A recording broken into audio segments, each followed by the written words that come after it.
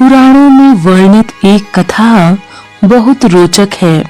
कहते हैं कि एक बार ऋषि गालव ध्यान पर बैठे हुए थे। तभी आकाश मार्ग से जा रहे चित्रसेन की थूक गालव ऋषि पर गिरी। गालव ऋषि बहुत क्रोधित हुए, परंतु वे उसे श्राप न दे सके, क्योंकि इससे उनका तप भंग हो सकता था।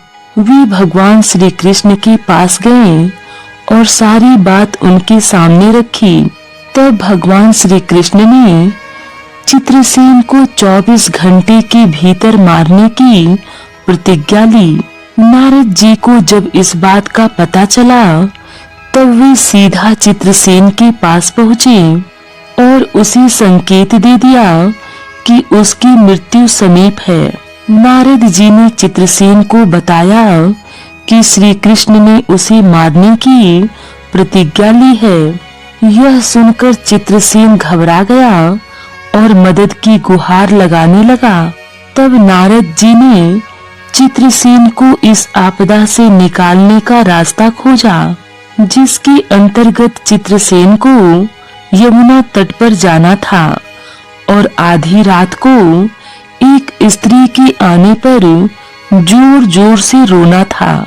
परंतु चित्रसेन को एक बात का ध्यान रखना था कि जब तक वह स्त्री कष्ट दूर करने की प्रतिज्ञा नहीं ले लेती, तब तक उसे कारण नहीं बताना है। इसके बाद नारद जी इंद्रप्रस्थ जा पहुँचे। वहां जाकर उन्होंने सुभद्रा से कहा कि अगर आज आधी रात को यमुना में स्नान किया जाए तो पूर्ण की प्राप्ति होगी। जब रात्रि में सुभद्रा अपनी सखियों के साथ यमुना नदी के किनारे पहुंची, तो किसी के रोने की आवाज सुनाई दी। सुभद्रा अपनी सखियों के साथ जल्दी से वहां पहुंची जहां से आवाज आ रही थी। उस तरफ जाने पर उन्होंने देखा कि चित्रसेन विलाप कर रहा है।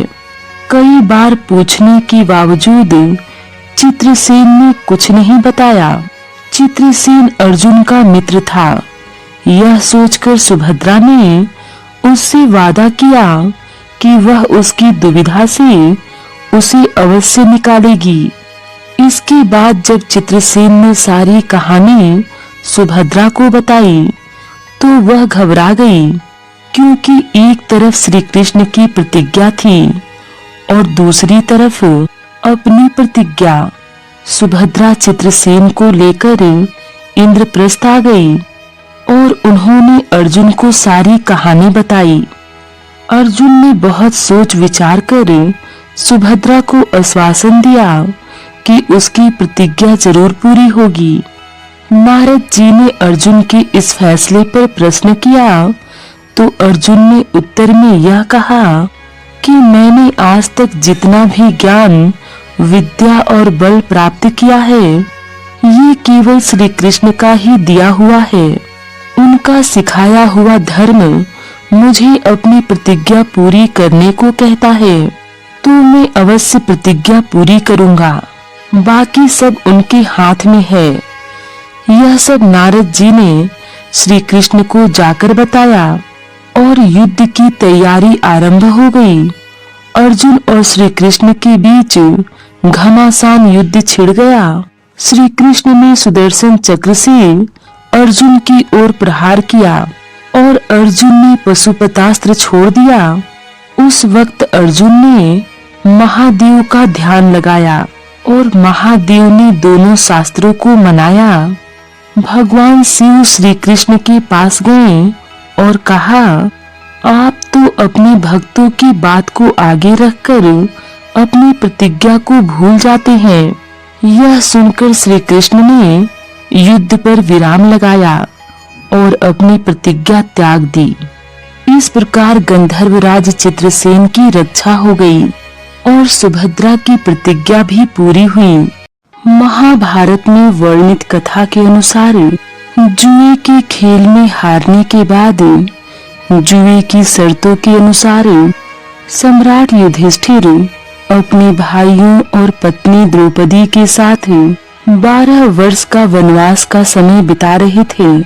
इसी दौरान एक बार उन्होंने हस्तिनापुर से कुछ ही दूरी पर एक जंगल में अपनी कुटी बनाई।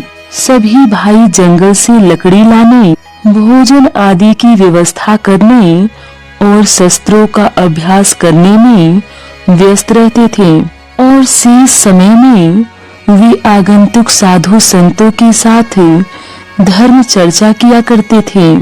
अपने अतिथियों के लिए भोजन आदि की व्यवस्था करने में उनको बहुत कठिनाई होती थी, लेकिन किसी तरह अपना कर्तव्य निभा रहे थे।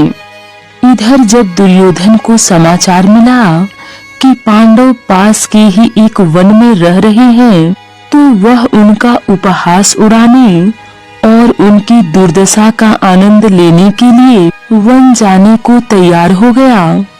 धृतराष्ट्र से उसने यह कहकर अनुमति ले ली कि वे आखेट के लिए वन में जा रहे हैं।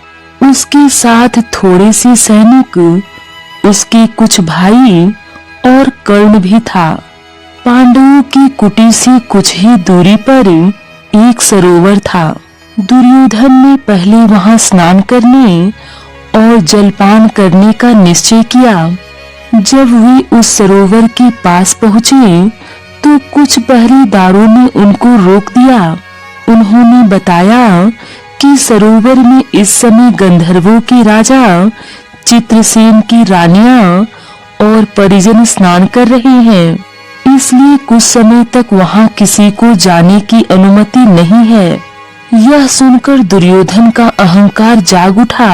दुर्योधन बोला, मैं हस्तिनापुर का सम्राट हूँ, यह सारा जंगल मेरा है, मुझे वहां जाने से कौन रोक सकता है।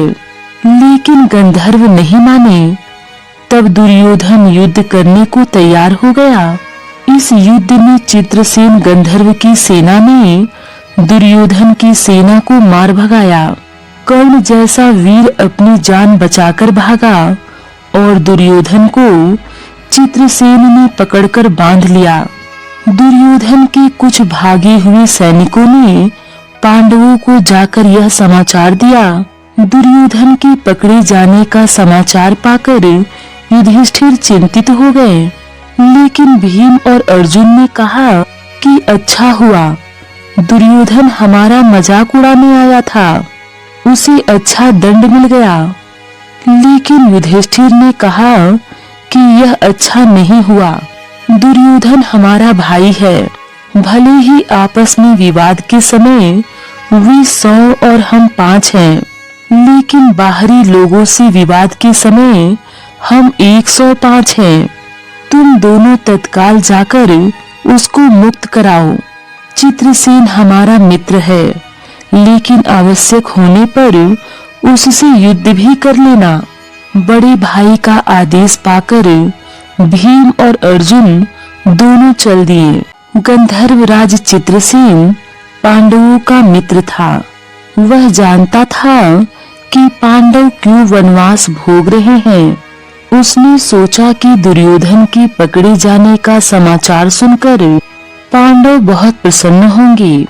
लेकिन भीम और अर्जुन ने उससे जाकर कहा कि दुर्योधन हमारा भाई है, महाराज युधिष्ठिर का आदेश है कि तुम उसको तत्काल छोड़ दो, नहीं तो तुम्हें हमारे साथ युद्ध करना पड़ेगा।